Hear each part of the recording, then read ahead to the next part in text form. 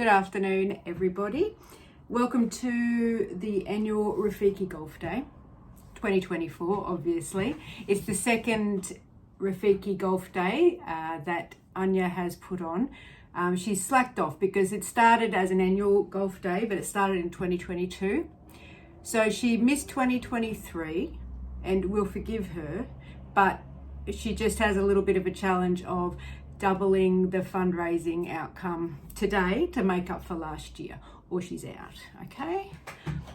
Just joking. We love Anya. Now, she has become more involved since the last time. You guys might have seen her if you were at the last event. Anya is now the secretary of the board of directors, so she's a wonderful asset to our board, keeping us all organised and doing all of the secretary work. The secretary role is a really big part of the board, as many of you probably know. So with everything else that she does, she just keeps on giving, and we're so grateful to you, Anya, for all you do and just for being Irish, really, and legendary. Love you. And again, thank you to everyone for coming today and supporting this fundraiser and supporting Rafiki Mwema. Many of you might have already heard from me if you were at the last Rafiki Golf Day, where I told you a little bit about Rafiki Mwema and myself. For those of you who were not part of the last golf day, welcome. We hope to see you every year, as long as Anya does it every year. Just joking. And my name is Sarah Rosborg, and I am the founder of Rafiki Mwema. I live in a small beach town in New South Wales called Lennox Head, and I run Rafiki Mwema Australia with the help of my many volunteers from my little home office in Lennox Head. I would have loved to join you all today, but I'm heading to Kenya in a couple of weeks, and I just couldn't manage to do all of that and head over to Perth because it's about as far as Kenya. It's a long way away from me. So hopefully the next one that you put on Anya next year, I'll look forward to coming along and actually meeting everyone. I'm no good at golf, but I can drive a golf buggy and I can drink a beer, so I'll fit in, I'm sure. So I wanted to thank all of the sponsors who have supported this fundraiser to help us get as much of the fundraising money to Kenya as possible. It's not worth putting on these events without sponsors. So really, really appreciate you believing in what Anya's doing and trusting, the work we're doing in Kenya. We appreciate it. It's your hard-earned money that you all work for. So every single dollar is appreciated. And we're not a large charity. We don't have huge, we don't get any grants. We don't have any government assistance, whether it's in Australia or Kenya.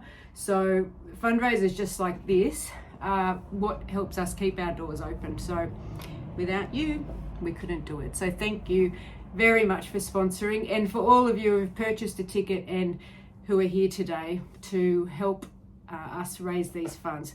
We really appreciate it. Last year, at the 2022 Rafiki Golf Day, I had the total. It was $14,815.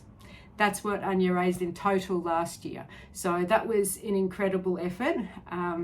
So you only have to double that today. Let's just say 30,000 and we'll be happy. No, anything, every dollar counts, I'm telling you. So I just thought I would give you a very brief rundown on how Rafiki Mwema started for those of you who didn't hear the story. As I said, my name is Sarah and I'm the founder of Rafiki. I first travelled to Kenya in 2005. My mother said that I always spoke about Africa since I was about 5 years old. I had just always told her that I wanted to travel to Africa to help however I could. It just fascinated me as a small child. I would see World Vision and I did the 40-hour famine, and I couldn't understand how there were children who were starving in the world when we were so lucky. Made no sense to me. So it was something that always stuck with me. I was traveling around the world, and I had always looked into being placed, via a charity into anywhere in Africa. It could have been any country, but everywhere I looked, it was $5,000 to $10,000 to be placed, just for example, with World Vision into a village somewhere. And I was actually living in Scotland at the time, and my mother met a local couple to her here who were starting a charity in Kenya. So she got their details and hesitated giving them to me because she knew once she gave me those contact details, she would probably, as she said, lose me to Africa. And she was right. So in 2005, I made my way to Nakuru in Kenya to visit these people who my mother had met. And that was the start of a love story, an obsession, my life's journey. Who knows what you want to call it. But I really enjoyed that trip. It was as shocking and as amazing and as emotional, impacting as you can imagine. I was there for 3 months, and the weekend after I left Kenya, I left Kenya and went to Los Angeles, and I had a terrible car accident in LA when I was there, and a near-death experience for so many reasons, but I had many injuries. And instead of continuing to travel around the world, and who knows where I would have ended up, I had to come back home to recover. I spent the next 18 months recovering from my injuries, learning to walk again. My leg and my hip had broken. I was thrown out of a car, so it was a pretty serious accident. But I remember when the accident happened, I was just thinking, if I was in Kenya, I would be dead now. I was not dead, I was in debt because I was in America, but with the ambulance and the emergency services that were there, they were able to save my life. And it just made me more committed to helping people in Kenya, in that town that I was in. I was stuck in the States for a few months, and then I traveled home. And while I was recovering from the car accident, I dove into teaching myself web design and graphic design and about charity and how to raise money, how to get sponsorship, all of that while I was recovering. And from then on, it's really been my focus in life is helping people in Kenya. When I worked with the other charity in Nakuru, in Kenya, I had met many local people and other organisations working in the area. I had left the other organisation and was focusing on my health and having a family. I was still in touch with people there because, of course, it's life-changing, and the friendships that we made were lifelong friendships.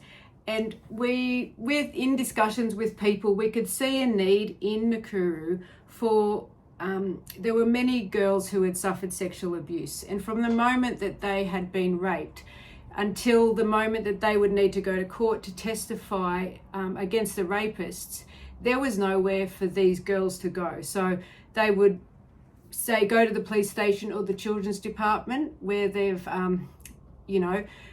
put in the police report, and then they couldn't go back home. There was no children's homes that were willing or qualified to take them because there's a real stigma around rape. This is 10 years ago. So they were putting these children in a remand centre up until they would go to court. And sometimes, Kenyan time takes a long time. So, they could be waiting for court cases for up to 3 months. And some of these kids were 3 years old. So we spoke about starting a rental house for just to put these girls into in the meantime, because when they were in the remand centre, they were being abused. It was like a jail for children. So for these girls who had been abused to go into, more abuse before they go to the court hearing to testify against their rapist, there was no chance they were ever going to be able to testify at all. They come out of, the remand centre, and if they're lucky enough to go back home or unlucky enough to go back home, they've come back more broken than they even came in. And the rapist gets off scot-free. So we spoke about opening just a rental house so they could heal there. We could do some therapeutic parenting, give them therapy, get them ready for the court case, help them with medical if they had any medical issues. Then they can go and testify, and then ideally go back home if they had a safe family. So in 2011, I had a newborn baby, so I was obviously delusional and I had no time. I was working full time. We opened a house and we called that house Rafiki Mwema. This house was a rental house downtown in Nakuru, and we didn't know the impact of how many children were suffering around that area. And within 2 weeks, we had 24 girls in the house. So that house was full. The word had spread, and there was nowhere looking after children who had suffered sexual abuse. So we had filled that rental house in no time. So it just went, it's a whirlwind since then. I was able to the plan was not to start a charity. It was really just to help these girls, get them through court and then back home. And it was not a long-term plan. It was just to help these girls that we had heard of. Some of them we knew from before. But there was obviously so much need that I had a few margaritas, and I don't know if you know what margaritas can do, and discussed it with a few other girls who I fed margaritas to, and said, do you want to start a charity in Australia? I've done it before. We could do it again. One margarita led to two, and it led to the registration of Rafiki Mwema Australia. We registered Rafiki as a charity.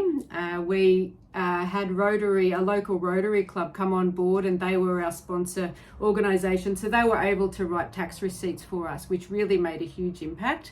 And it just went from there. We were finding sponsors through our networks, through our own networks, and through social media. A lot of people had followed my charity work previously, so they were already, aware that I was dedicated to Kenya.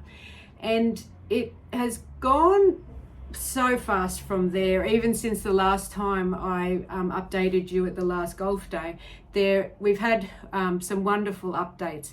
After we opened our first rental home, we had the need to open a second rental home because there was just so many girls who needed help. So we had two rental houses in Nakuru, and from that leads to more contact with people. And I had a local donor who had supported the last organisation reach out to me and say that they wanted to help me and buy a house rather than renting, to give the girls stability. And from there, we couldn't find a house, but we found a farm, and they agreed to buy the farm. And that farm we called Doyle Farm, named after Noel and Kate Doyle, who purchased the farm for us. These paintings here are from Noel and Kate, who I call Grandma and Grandpa. They are amazing people who have helped so many around the world. They purchased us a 14-acre farm called Doyle Farm. And across the screen now, I'll show you some photos of Doyle Farm. You can see what it looked like when we purchased this. It was in 2008, I believe, that we purchased Doyle Farm. There was a small girl's house already. Sorry, it wasn't obviously the small girl's house. There was one house on Doyle Farm when we purchased the farm. So when we purchased that, we moved the small girls. We had two rental houses, one with the small girls and one with the bigger girls. We moved the small girls straight onto Doyle Farm for their safety. And our plan was we wanted to build a second house on the farm, which would be when we moved the bigger girls onto the farm. And this led to finding a wonderful ambassador who lives in Perth, actually, Constance Hall. She's a well-known blogger. She's either loved or hated. Now, some of you might know her and some of you might have an opinion of her. I know her. She's a very good friend of mine now, and my opinion is I love her very much. And she has changed so much for our charity. She has donated hundreds of thousands of dollars personally, and she has been able to fundraise hundreds of thousands of dollars through her networks. She continues to donate $1 to us from every sale that she makes with her clothing label, and she's a really, really wonderful support to us.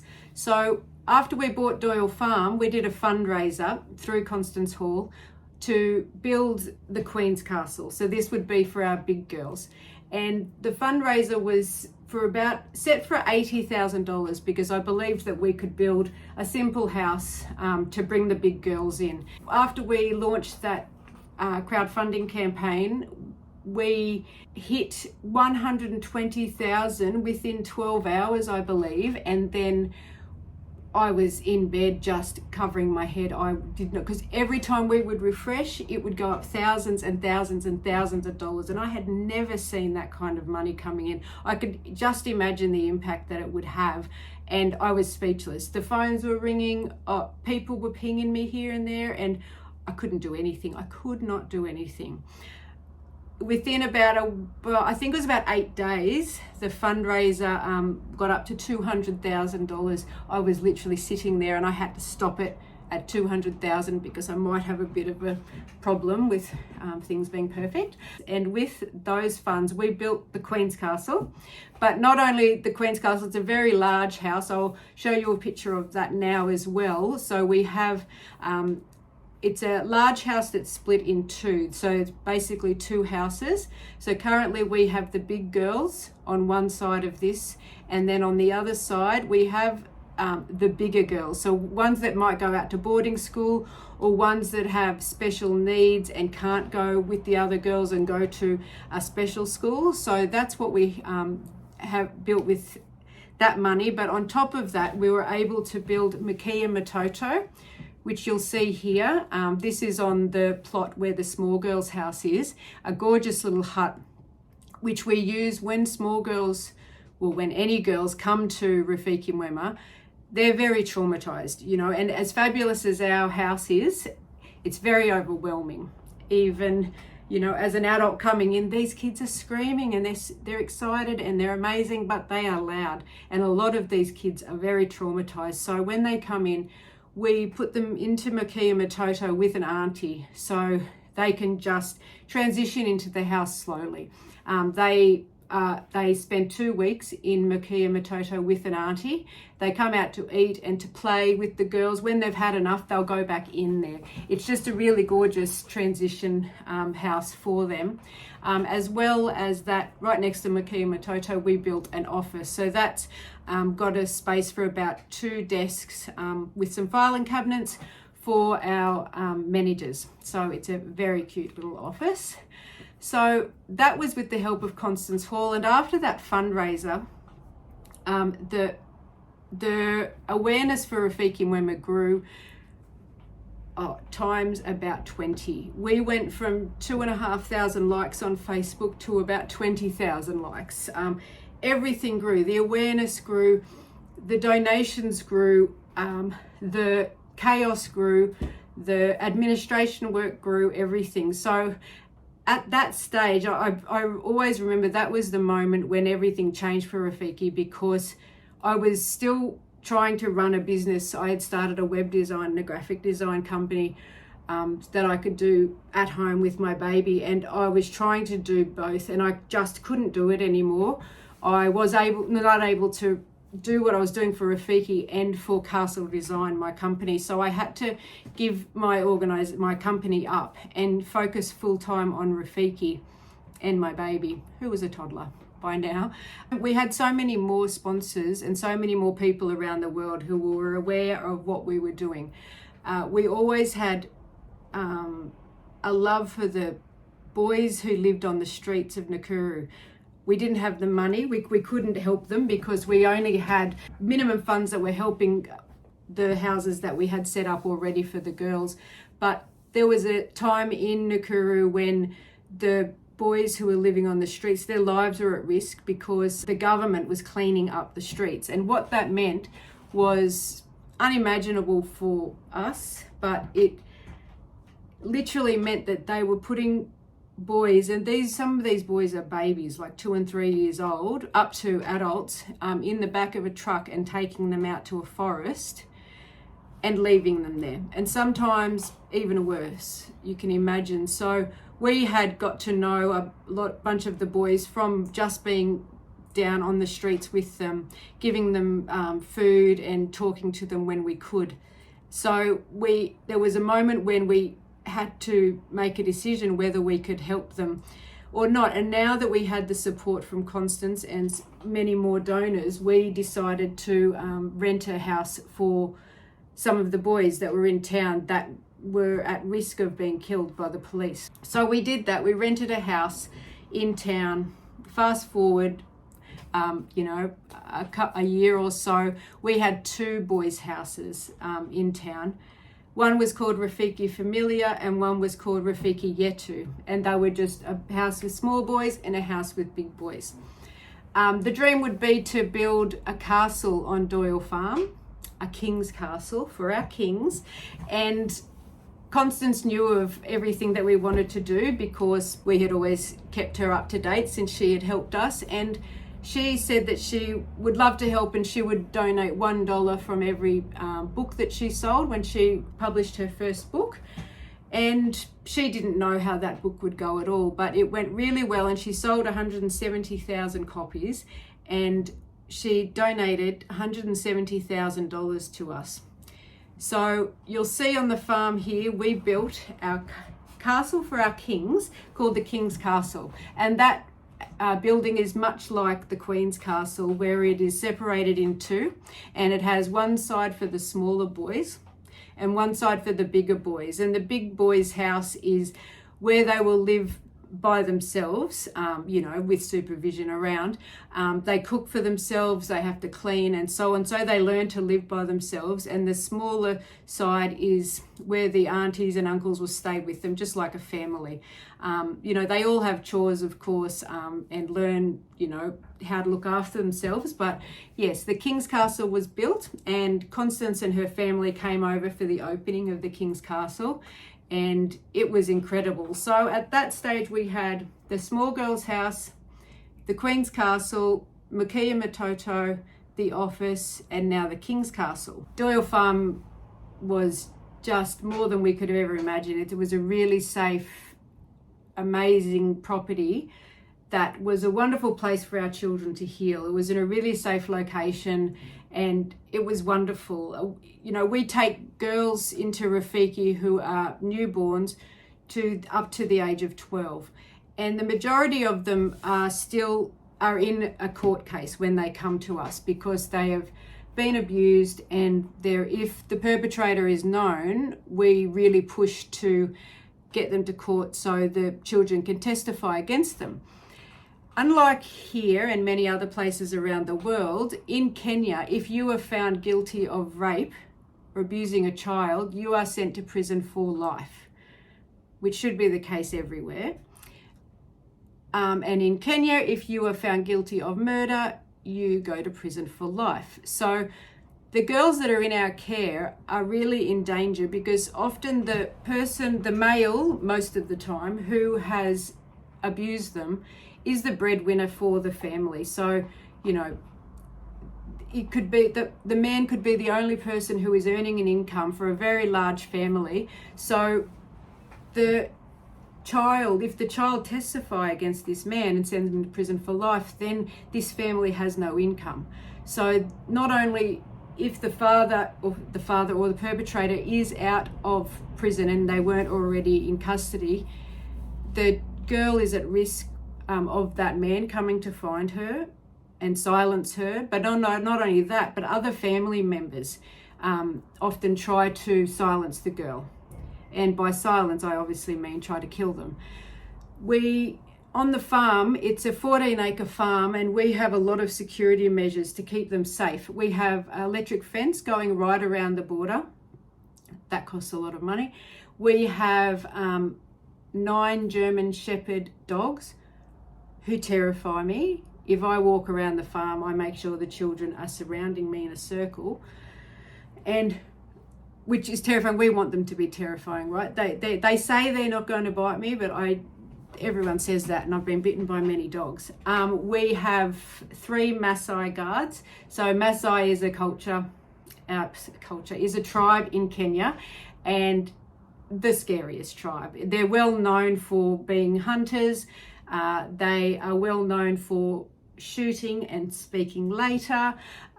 So we have our Maasai guards on guard 24/7. So one of them lives at the farm and then another two come and work as well. So they're constantly working and walking around the farm with their bow and arrow.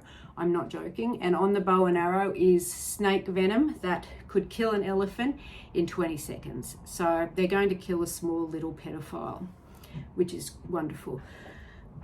We have had a few break-ins, but no one has ever been shot. Thankfully, we don't want anyone to die unless they are a pedophile. But we have, the Maasai are really wonderful, along with the German Shepherds. That is really, really scary to people outside. As well as that, we have a security firm that we have a button in each house that we can press, and they will be, that's 24/7, just in case all else fails or whatever, we can also call the security firm. So we have lots of security measures set up. But to keep the girls safe, we need to keep them in the safety of Doyle Farm, because we have the security measures set up there. But we also want to keep their routine as normal as possible, to give them the best opportunity at reintegrating back into their community.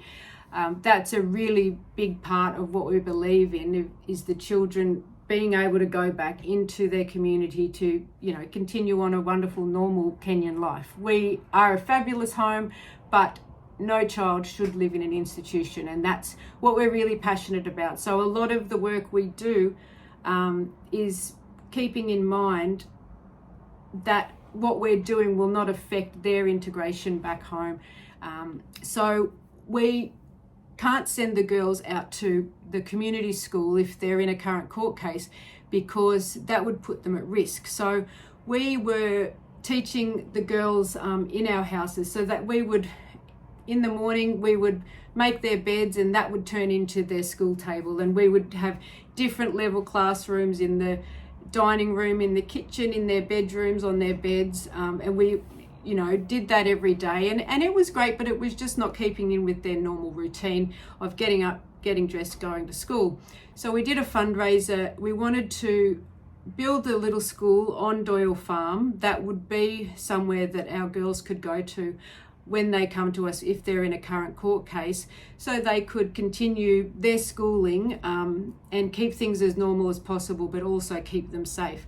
And we were lucky enough to have some wonderful support after a lot of hard work, and we built Jasiri Rafiki School, which stands for Brave Friend.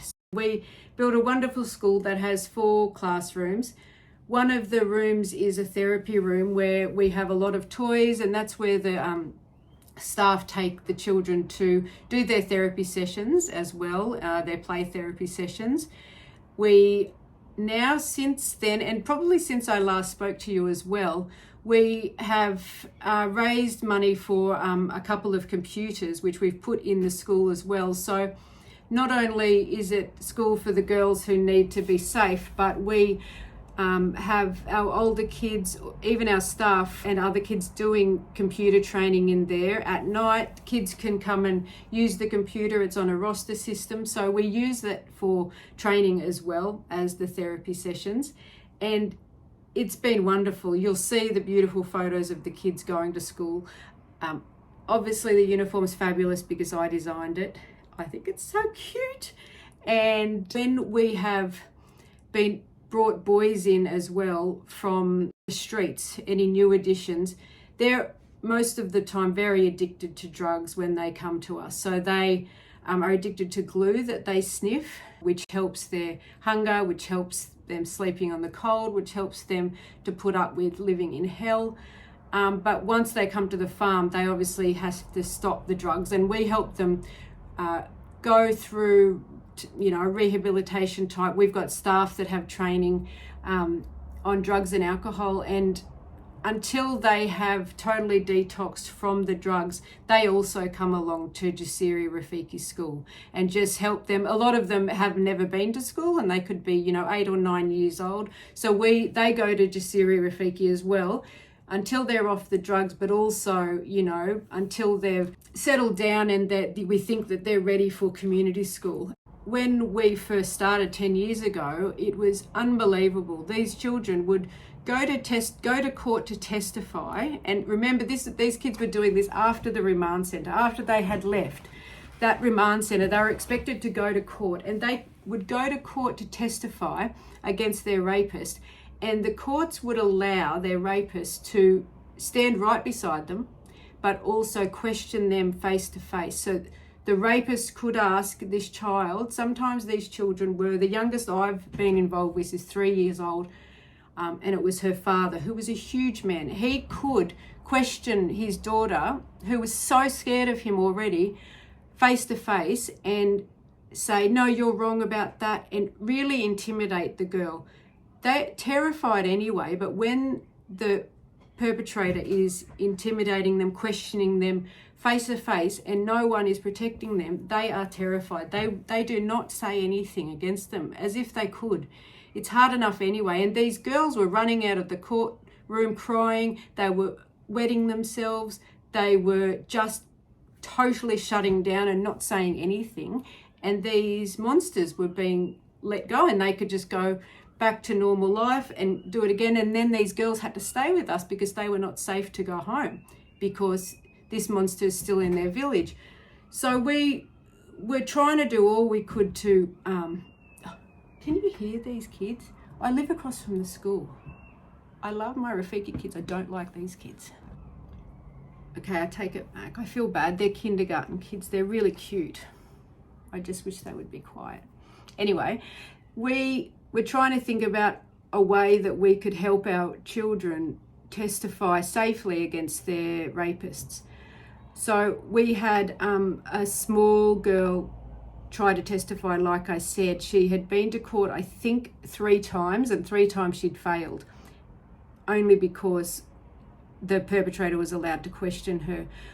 I did a fundraiser to have a video link in the local courthouse where the goal was that the children, instead of being able to go into the courthouse and have to look at their rapist and be questioned by them, they could go into a safe room with their key worker, who is one of our aunties or uncles, who is kind of like their parent or their guardian when they're with us.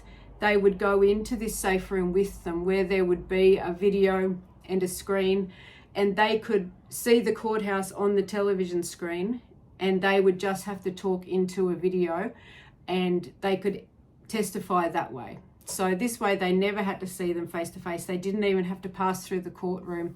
The local courts had never heard of anything like that. They were confused at what we were asking for, but they said, if you raise money and you want to put it in, go right ahead, we'll use it. So I raised $20,000, and we installed the very first video link in Kenya, where our children and anyone else using that local courthouse, whether it was victims of domestic violence or other children, they could also use that video link and testify. And yeah, this was the first of its kind in Kenya. And that little girl in particular, who had tried to testify and was able to testify and against her father, and he did go to prison for life. We have sent over 55 monsters to jail for life now, and that is a celebration. Every time that happens, the red wine comes out, sometimes the champagne. And since then, we have installed a second video link as well in another local court. There's about 6 courthouses that we deal with the children who come to us in the area that we are in. So we've got another 4 to go, because the children go to the courthouse that was closest to where they come from. So they don't always get to access the 2 courthouses that we've put the video links in. But our dream is to put them in, all of them in our area, so our girls always have the opportunity to testify against their perpetrator on the video links. So a lot of our children, when they're living with us, they were really worried about their brothers and sisters, as they called them, and in some cases it was their brother or their sister, who were living on the streets of Nakuru. There are hundreds, if not thousands, of children in the area who live on the streets. Some of them live full time, some of them come and go from home if they're hungry. You know, it's unimaginable if you haven't been to a third world country to imagine the amount of children that are living on the streets. It's a really hopeless feeling going into town and seeing children and not being able to help them all. And the children would always worry about them, and they asked if they could go and give them some food. And we're very short of money, as you know, we often, each month we're struggling to cover each month's running costs, and you know, we don't stress them with those details, but they know that we don't have a lot of money. So they said that they would like to take less in their meals every meal time to save up one meal to go and give to them. This was a few years back, and we said, yeah, we can feed them every Sunday. If you'd like to help cook, we'll get the big kids and we'll cook, and we'll go and feed, you know, the select children in town. So we did that, and we started a campaign called Give Up to Give. So we asked people to give up a coffee and donate because the kids were giving up some of their meal to cook a meal for their brothers and sisters. And we started feeding them every Sunday, a group of kids. It started at about 20, got up to about 50 or 60 at some stages. And we were doing that. But then COVID hit. And as you all know, COVID changed everything for everyone around the world. In Nakuru in Kenya, what happened was there was a curfew in town. So the majority of the restaurants shut down completely, and there was no people allowed in town either. So the street children normally eat out of bins located near the restaurants, or beg from people walking past. And there was no restaurants, there was no people. These children were starving to death, literally starving to death. And a lot of people had lost their job as well. So there were even more kids coming to town because they were hungry and their families couldn't afford to eat at all. No one was eating. It was horrendous. There was more street children than ever. And we put a call out there on social media to see if people would donate to help us feed these kids over COVID every day while there was no option for them to eat. A lot of people helped put $5, $10 in here and there, and we were able to start feeding these kids every single day. And the plan was just over COVID. I mean, we couldn't think of a future plan. But it's turned into something bigger than we had anticipated, but in a really, really good way. It started off, it was called the feeding program. And these kids were really nervous. They wouldn't open up to us at first because, you know, there's many good Samaritans, as they call them, who come to town, whether they're tourists or other charities or church goers, church people who go to church. They would come to town and give them a loaf of bread, take a photo, and then off they go. And they'd say, we'll be back tomorrow, and they never come back. It's very, very normal. So these kids would just be like, are you coming back? I don't believe you. And it took about a year for them to really see that we are coming back. Every single day we turned up, and we hired 2 kiosks, we call them. They're like 2 little cafes that are just like tin sheds. And we fed the smaller children and then the bigger children at the other one. They believed us. We were turning up every single day for them. And these children started opening up to us. It's been incredible since then. We now have 100 children that we feed 7 days a week, 365 days a year. We have opened up an office downtown Nakuru, which is in a slum area where a lot of them come from. The office is located across from an oval, which is the oval where we meet the children in the morning. So we meet them at about 10 o'clock, and the staff that we have for the feeding program just sit and talk to them, and then they disperse to the different cafes or the kiosks to have lunch.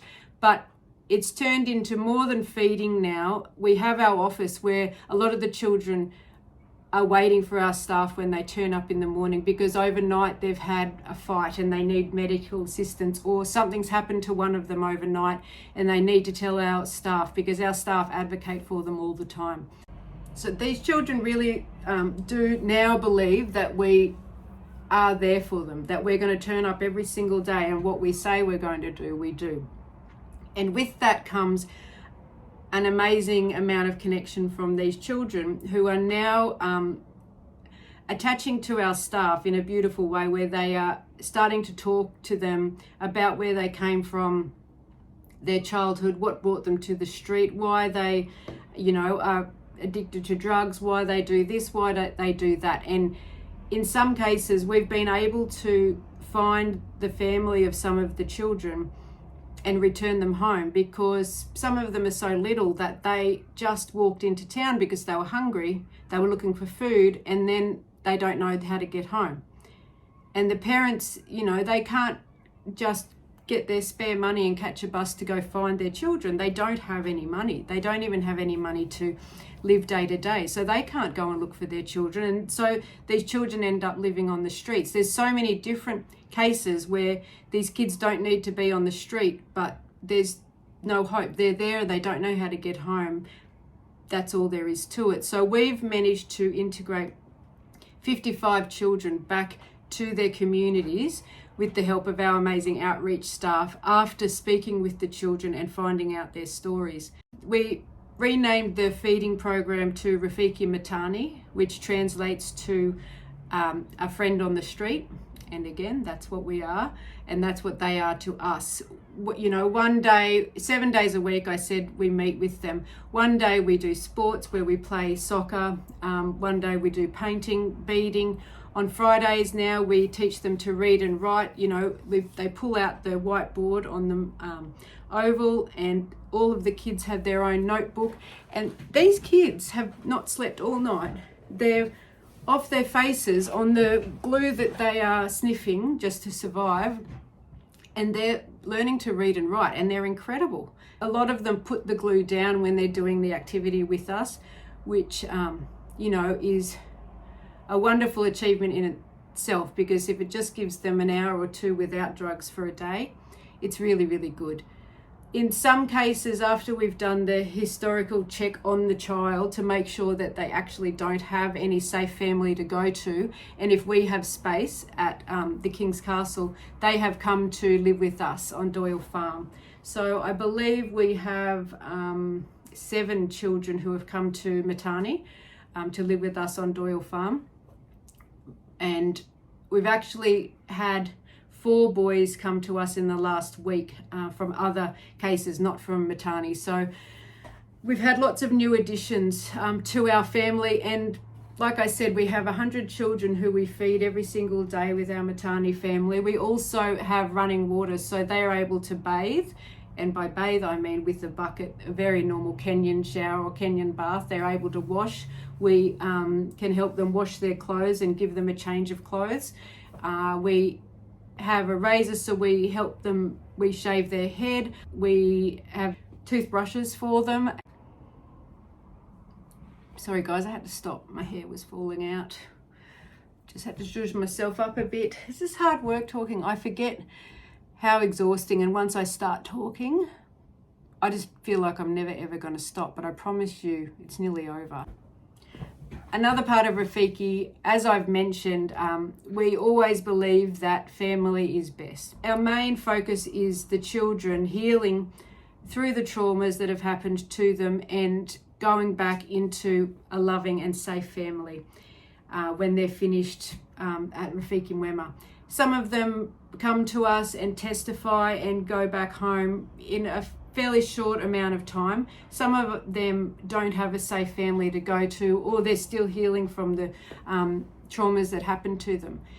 In any case, we always, when they're with us, the children, the first thing we do is family tracing. If they don't have a family member that they know of, we will start looking for their family. Our outreach team are amazing. There is about 5 staff members who work 7 days a week, and all they do is do home visits. So they take children who are living with us at Doyle Farm to visit safe housing, safe, like they're a guardian, whether it's their family or a cousin or an auntie. They do home visits within their community while they're with us. or they meet them at the children's department if we need a meeting ground. They also visit children who have left Rafiki Mwema and who have returned to a safe family member to make sure that the children are still remaining safe. Prior to a child leaving Rafiki Mwema, once we have found the safe family member, we do parent visits, we call them, or guardian visits, where we visit the parent and we make sure that it's a safe environment. We make sure they understand what taking the children back will mean, how are they going to look after them, and just really get an idea of where the children are returning to. So we have about 60 children on our farm now, and approximately 150 who have left Rafiki Mwema and returned to a safe family member that we are still checking on. So there's some that have returned and are old enough now and we don't check on them anymore. There's some who have been returned to their family that have been signed over by the courts. We're not allowed to check on them anymore, but we are currently checking on about 150 children who have left us. So it's a really, really big role. There's a lot of children who are with us who have very loving and safe family members, but because the family live in such poverty, the home isn't safe for the children to return to, because with poverty can bring real risk for sexual abuse again. A lot of our girls come from loving families, but they were abused, say, when they were walking 10 kilometres to go to school or to get the water. So poverty really opens it up for more abuse, and that is not where we can send the children home to. So with those thoughts, we had a lot of girls that were ready to return home, but they couldn't go because their family were living in such poverty. So this is where Rafiki Social was born, and the idea with Rafiki Social was that we would fundraise, and the money that we raised via Rafiki Social would go into getting the children back into a safe family. We would set the family up in a small business. It could just be a tomato business that costs $200 to set up, or it could be a little grocery store that could be $2,000 to set up. It just depends. But to set the family up with some kind of income so they could then care for their children, their Rafiki child, and give them their safe upbringing that they deserve. There's no government assistance. You're lucky if you have a job. You're lucky if your boss pays you. There's so much struggling in Kenya, and these families just were never given a chance like we get so many chances here. So all we wanted to do was give them a helping hand, because they're very willing to help themselves. So Rafiki Social was born for that, and also for children who were leaving us when they were 18 and they were ready to go out on their own. They didn't have any family to return to. We could set them up with a small business of their own, like a little hairdressers. We had one who started a little video shop. Or sending them to somewhere like TAFE or college, or we have one boy who's currently in university in Nairobi. So Rafiki Social is a wonderful idea, I think, obviously. We have had to put it on hold, unfortunately, because of funding. We just are not getting enough funds to even cover supporting the children that we have and Matani, let alone doing that extra. So it's on hold just while we try to build our sponsorship up and look after the children that are in our care. And it's always there. And one day I'm, waiting for Oprah or someone similar just to drop me that $1 billion check. Until then, it's on hold until we get some more sponsors. That basically sums up how Rafiki Mwema was started and where we got to, with many other little stories in the middle that have been left out, of course, many other little fundraisers that have been left out, but that's the gist of it. On our website, you will see many stories under our blog posts, our social media. We try to post every day on all sorts of things and updates. So there's lots of information you can find on the website or social media. My dream was always that Rafiki Mwema Kenya would be completely Kenyan run. I think it's very important that it's Kenyan run. I mean, the children are Kenyan, first of all. They need to survive in Kenya and grow up as Kenyans. It's very important that, you know, they were being raised by Kenyans with Kenyan lifestyle. You know, I don't know how to raise a Kenyan child. There's many organisations who do wonderful jobs, but a lot of time it's impacted by white people living on the ground, giving, you know, their advice from a Western point of view, which really doesn't work when you're living in Kenya. It's very important to me that these children have the best chance at succeeding once they leave Rafiki Mwema. So we were really looking hard for a country director that would be able to run Rafiki Mwema, and we have 45 staff members, so be able to look after the staff members and report back to the board here with all of the paperwork, and, you know, remain accountable to all of the funds that we send over there. And we had 85 applicants. That was fun. But we managed to find the most perfect one out of the 85, and his name is Nicholas, and he has since joined. He joined in June last year, I believe, and he's been better than we could have ever imagined. He's wonderful, he's kind, he has made some amazing changes at Doyle Farm with our staff culture, and then that really passes on to the children. It's a beautiful work environment. Our staff were very nervous to have a big boss come in, because generally Kenyan bosses are terrifying. But I assured them that I would never have someone who was terrifying work and, you know, be in charge of them all. So they're all very happy. We have a wonderful group of staff. Like I said, 45 staff members.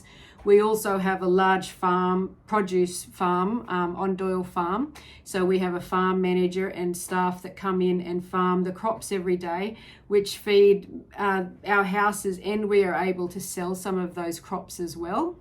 We have cows and we have rabbits, not as pets, sorry, as food. I don't eat rabbit, but I'm also not Kenyan. We have chickens, eggs from the chickens. I told you we had dogs. We have cats. The cats are not for food. They are for hunting the rats, that there is a problem with rats.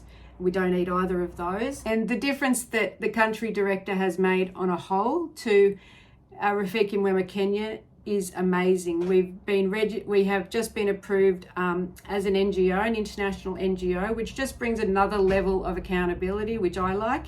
That has been in the works for years. It's just difficult to get that registration through, just because a lot of people like to make things difficult. So that was fun, but that is all approved, and I'm looking forward to going to Kenya in a couple of weeks, and that will be the first time that I'll be in Kenya to see the country director and everything that he's put in place. So I'm really looking forward to that. It's been wonderful having the country director take over everything in Kenya, because I've been able to let go and step away from operations and the day-to-day running of things there and focus on everything here in Australia. My daughter is now 12 years old, and as you'll remember, I started Rafiki Mwema when she was a newborn. So my life has been full of Rafiki since she was born, and it's been a real pleasure, but it also has been a lot, and it's good to be able to step away from the operations in Kenya and focus on things in Australia, but also be able to give my family a little bit of focus, which they haven't always had over the last decade. And I'm looking forward to trying to build up our sponsorship, because things are tough around the world, as you would all know, and we've lost many sponsors. So since COVID, we lost sponsors, and then the bushfires around our area, we lost a lot of sponsors. Like I said, we don't have any large sponsors other than Constance Hall, and I've got some wonderful volunteers who are giving me their time trying to apply for grants, or, you know, through other organisations. But it really is hard. There's so many wonderful organisations out there. So we will just keep trying, but we really do rely on the people who donate. You know, with child sponsorship, you can donate $50 a month. with Rafiki Matani, any amount you can donate. You can just donate to whatever project is most needed. You could donate to education, to the outreach centre. There's all different parts if you wanted to focus on a particular area, but we really rely on those smaller everyday donations to keep our doors open. And you know, all the funds that are profits from the event that you're at today will come to us and will help with our running costs of, you know, the day-to-day living of everything that you've just heard me say. It costs about $45,000 a month to run Rafiki Mwema, and I like it's about 42,000, which covers the wages and everything every month. I try to say 45 to have, you know, that little bit extra for when the van blows up or when a child needs an operation, or, you know, just the costs that come with everyday families. And, you know, with our huge family, those costs are huge. So $45,000 a month to run Rafiki Mwema as it is now. We don't plan to grow with any more houses. My aim is to just do what we're doing really, really well, look after the children in our care and give them the best chance possible at a wonderful future, and our staff as well, give them a wonderful working environment with whatever training they need to. And you know, when we have happy staff, we have happy children, and happy children mean they're healing, and that's really what it's all about. Yeah, the aim is to, you know, get enough sponsorship on board so it covers our running costs. So each month I'm not panicking that we're not going to have enough for wages or for food or for school or for everything. And then, you know, it would be wonderful to have a reserve in the bank, because, you know, what the world's like, the pressure of these looking after these children and relying on donations is really stressful. So it would be wonderful to have a reserve in the bank for, you know, when that car blows up, or any of the needs that we might have. We don't take volunteers over in Kenya because we do believe in the staff that we have on the ground. We think they are very capable in doing what we do. We don't, having people come and go from the children's lives is really disruptive to their healing, and that's what's most important for us.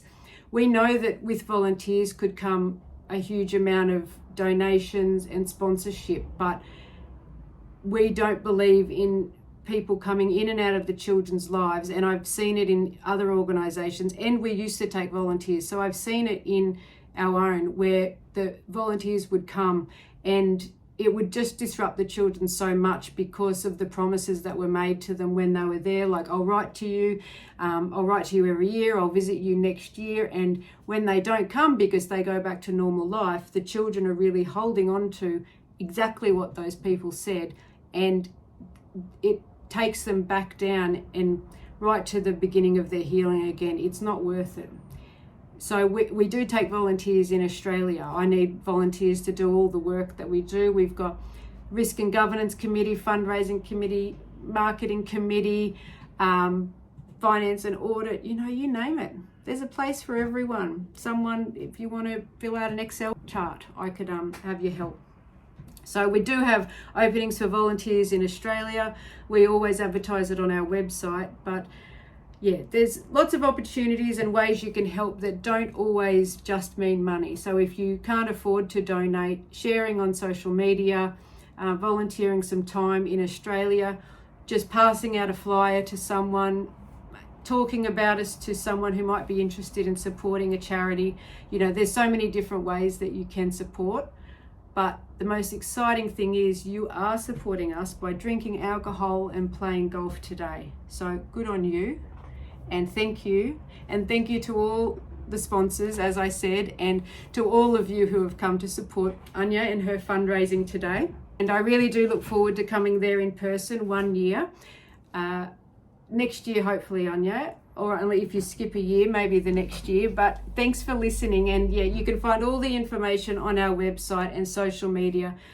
Reach out to me and introduce yourself. And yes, I'm sorry, once I open mouth with Rafiki, I don't stop. So I'm not actually sure how long this presentation will go for, but thanks for listening. Have a wonderful day, and Anya, we love you.